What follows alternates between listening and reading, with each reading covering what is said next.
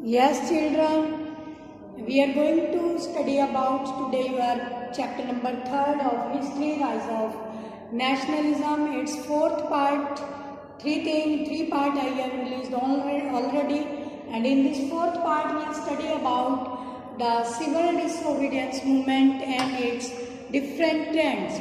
Mean to say how different people saw the movement differently, because whenever any type of movement issue is raised, all the people have their own views regarding that topic, regarding that issue.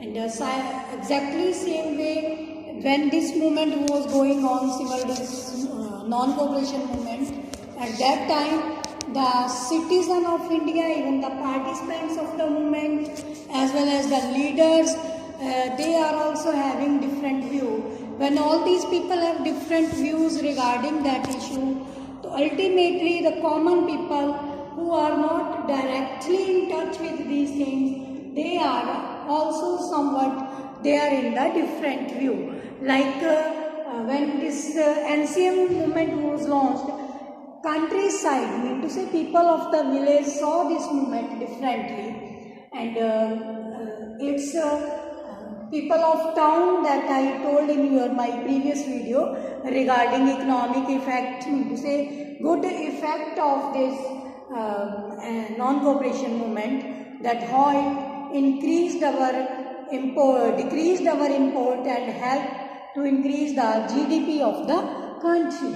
Then there is a countryside people, because these people belong to land and pay different type of revenues, and these people wanted that the peasant movement, it is called also peasant movement in under this NCM. This movement demanded in the reduction of revenue, abolition of begar system, social boycott of oppressive landlords, and in many places nai dhobi, washermen, such type of movements were organized by the people.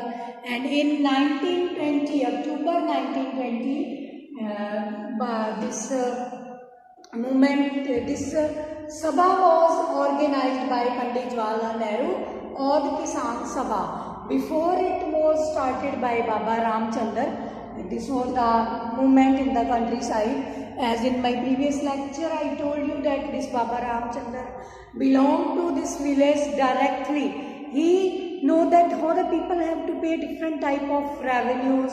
They want to get the this social boycott of these landlords, because these landlords take a different type of taxes from them, even more than their income from the land resources, and they have only this source of income. That's why they saw the movement that it is the moment for them, that how they can get rid of such type of evils that are obviously these are the evils that are spoiling their system, that were prevailing in the society during that British time period. Abolition of revenue, begar, and that oppressive against the landlords. Begar, here I would like to tell you, it was a system like that people of the village were supposed to do some work for these landlords under these Britishers free of cost. They are not being given any type of income, any type of money for that. That's why these were the people, that is called begar. And in this way there was Sabha was organized in 1920 that took some steps to favor these peasants in their movements. And when they favor this, more than within this area, more than 300 branches have been set up in the village around this region. And as the movement spread, the houses of the tulakdar mean to say those landlords, they used to collect revenue from them. Tulakdar and merchants were attacked, bazaars were looted, and grain hoards were overtaken. Grain were hoarded over there, mean to say they keep on hold that grain, don't give these people. Then our second point is tribal communities. When they saw that this movement is going on and each and every citizen of India started taking part in this movement, and till now they have understood that whatsoever these are the movement launched by Gandhiji, these are the movement for their profit only. That's why they have started to take part directly in these movements. Here I would like to tell you about one movement, guerrilla movement. It was led in Andhra Pradesh. Here it was from here, Andhra Pradesh, and this guerrilla movement regarding the forest. These people used to live in the forest, and these were militant guerrilla movements spread under the leadership of Alluri Sitaram Raju. That was inspired by greatness of Gandhiji, and when this Swadeshi was launched, then also he was a part of that movement, an important part, and he used to wear Gandhi type clothes and shaved his head also. In my previous lecture I told you that how he used to get these ideas widespread through the villages of that South India.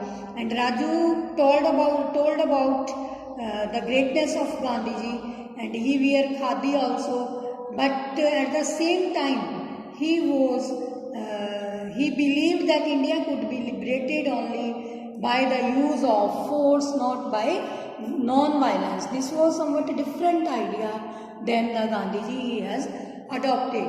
In this way, guerrilla movement, this Alluri Sitaram Raju was there, and then the last thing was that plantation workers.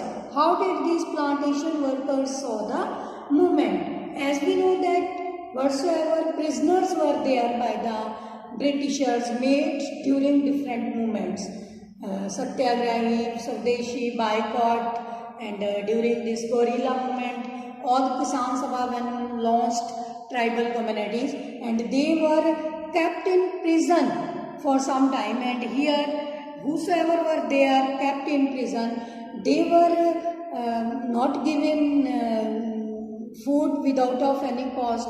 They have to work in the jail. Whatsoever work they have to do in the jail, they usually used to send in the plantation workers in the eastern part of India. Here Assam tea plantation, Assam tea, coffee, this Arunachal Pradesh. Here exactly it is basically from Assam.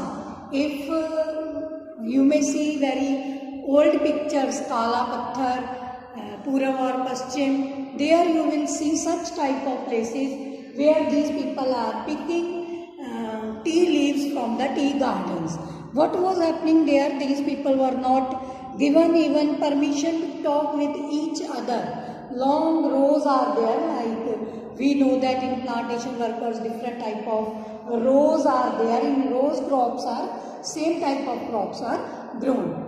So then when they were picking the leaves, even they were not allowed to talk with one another over there, not with each other. If they find so, on the spot they give them severe punishment. Sometimes they are ordered to shoot death also. This was the condition, and whole of the day they have to do this work. As you know, it is a manual work.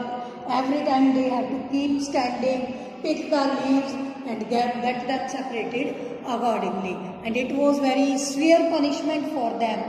When these people and thought that these plantation workers came to know that Gandhiji have launched one movement, that is NCM, meant to say non-cooperation movement, that we don't have to cooperate with the Britishers, and they thought that this is the movement for us, like these people thought and these people thought, but exactly there was something confusion.